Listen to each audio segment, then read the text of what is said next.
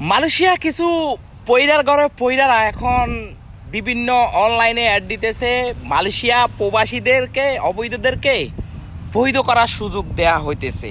তাই জলদি করে আপনাদের পাসপোর্ট দেন, আপনারা বৈধকরণ দেবেন। ভাই আমি বলি, মালয়েশিয়াতে বৈধ হয়ে আপনার লাভটা কি? কোনো লাভ আছে?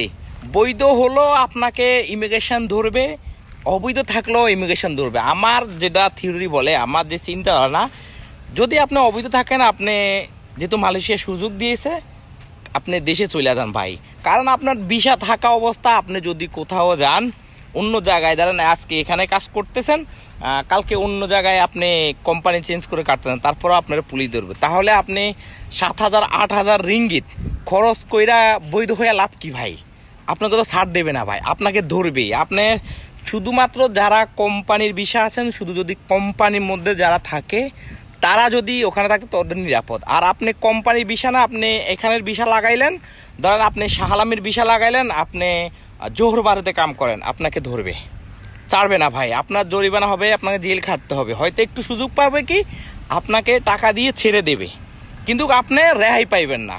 তো লাভটা হইলো কি? বৈধকরণ। যে পয়রারা বলে বৈধকরণ করার জন্য আপনারা জলদি করে পাসপোর্ট দেন, আমি বলি আপনারা পাসপোর্ট না দিয়ে দেশে চলে যান, এটাই আপনাদের জন্য ভালো। ভিডিওটা ভালো লাগলে অবশ্যই একটা কমেন্ট করে যাবেন।